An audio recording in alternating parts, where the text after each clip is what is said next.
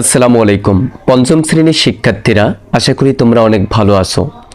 আজকে আমরা আলোচনা করব পার্ট ৭ সাইক্লোন।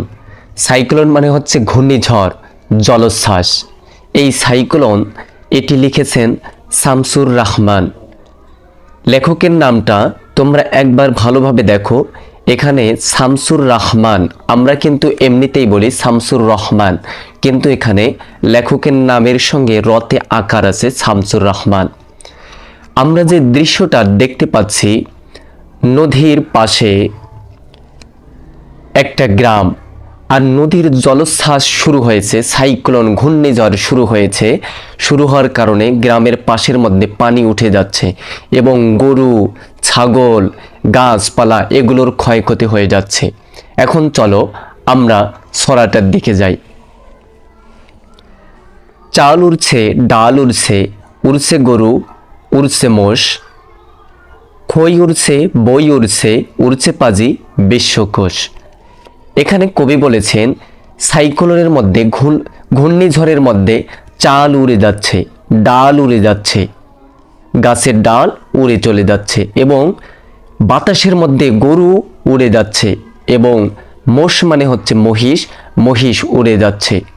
খই উড়ছে, খই যে খই আমরা খাই, মানুষের খাওয়ার খই, এই খই বাতাসের মধ্যে উড়ে যাচ্ছে এবং ছাত্রছাত্রীদের রাখা বইগুলো উড়ে যাচ্ছে এই সাইক্লোনের মধ্যে। উড়ছে পাজি, পাজি মানে হচ্ছে দিনপঞ্জিকা, এই দিনপঞ্জিকা উড়ে যাচ্ছে এবং আমরা যে বিশ্বকোষ পড়ি, সেই বিশ্বকোষও এই সাইক্লোনের মধ্যে উড়ে যাচ্ছে। এবার দেখো, ময়লা চাদর ফর্সা জামা, উড়ছো ক্ষেতের সরষে জব, লক্ষ্মী পেঁচা পক্ষী ছানা, ঘুরছে যেন চরকি সব। এখানে বলা হয়েছে ময়লা চাদর এবং ফর্সা জামা, কোনো কিছুই বাদ যাচ্ছে না। উড়ছে ক্ষেতের সরষে এবং জব, গম, সব কিছুই কিন্তু। লক্ষ্মী পেঁচা পক্ষী ছানা, এবং লক্ষ্মী পেঁচাটাও এবং পাখির ছানাগুলো ঘুরছে যেন চরকি সব। চরকি যেমনিভাবে ঘোরে, সবগুলোই যেন তেমনিভাবে ঘুরতেছে। মাছ উড়ছে, গাছ উড়ছে, ঘূর্ণি হাওয়া ঘুরছে জ্বর, খাল ফুলছে, পাল ছিঁড়ছে, রুখবে কারা পানির তোর। বাতাস এমন প্রচণ্ড বেগে শুরু হয়েছে, এমন জলোচ্ছ্বাস শুরু হয়েছে, পানির মধ্যে থাকা মাছগুলো উপরে ভেসে উঠছে, উড়ে যাচ্ছে। গাছ উড়ছে, গাছগুলো বাতাসের প্রচণ্ড ঘূর্ণিঝড়ের মধ্যে এই গাছগুলো উড়ে যাচ্ছে। ঘূর্ণি হাওয়া ঘুরছে ঝড়, ঘূর্ণি হাওয়া অনেক জোরে চলতেছে। খাল ফুলছে, খালের মধ্যে যে পানিগুলো আছে সেই পানিগুলো ফুলে যাচ্ছে, পাল ছিঁড়ছে, নৌকা যে জায়গার মধ্যে বেঁধে রাখা হয়েছে সেই পালও কিন্তু ছেড়ে যাচ্ছে। রুখবে কারা পানির তোর। এখানে বলা হলো যে পানির এত জলোচ্ছ্বাস, ঘূর্ণিঝড় চলছে, এই পানির তোরটা কে রুখবে, কার সাধ্য আছে। হারান মাঝি পরাণ শেখ, বাতাস ফুরে দিচ্ছে ডাক, আকাশ ভেঙে কাছের গুঁড়ো, উঠল আজান বাজলো শাক। এই প্রচণ্ড বেগে হারান মাঝি এবং পরাণ শেখ বাতাস ফুরে দিচ্ছে ডাক, বাতাসের মধ্যে তারা জোরে চিৎকার দিচ্ছে বাঁচার জন্য, আমরা পানির মধ্যে আটক হয়েছি, আমাদেরকে এখান থেকে উদ্ধার করো। অথবা মানুষকে তারা সতর্ক করতেছে, জলোচ্ছ্বাস শুরু হয়ে গেছে। আকাশ ভেঙে কাছের গুঁড়ো, উঠল আজান বাজলো শাক।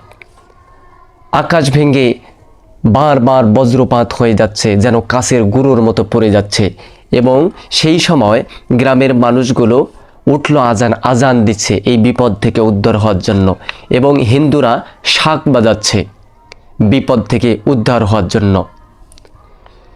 চম্পাবতীর কেশ ভাসছে, ভাসছে স্রোতে খড়ের ঘর, শেয়াল কুকুর কুক্র শালিক, ডুবল সবই ডুবল চর। চম্পাবতী এখানে একটা চরিত্র, একজন নারী, সে এই পানির জলোচ্ছ্বাসের মধ্যে মৃত্যুবরণ করেছে। সেই চম্পাবতীর কেশ, চুলও ভেসে যাচ্ছে, ভাসছে স্রোতে খড়ের ঘর। এই খড়ের ঘরগুলো কিন্তু গ্রামের মধ্যে বেশি দেখা যায়, খড় দিয়ে তৈরি।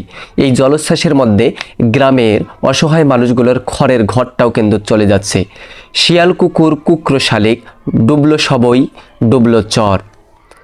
শেয়াল কুকুর এবং যত জীবজন্তু আছে সমস্ত জীবজন্তুগুলো পানির মধ্যে ডুবে যাচ্ছে এবং যে চরগুলো নদীর মধ্যে ভেসেছিল এই সাইক্লোনের মধ্যে সেই চরগুলো কিন্তু ডুবে যাচ্ছে। কোনো কিছুই এই সাইক্লোনের হাত থেকে রেহাই পাচ্ছে না। অনেক বড় ধরনের একটা সাইক্লোন শুরু হয়ে গেছে।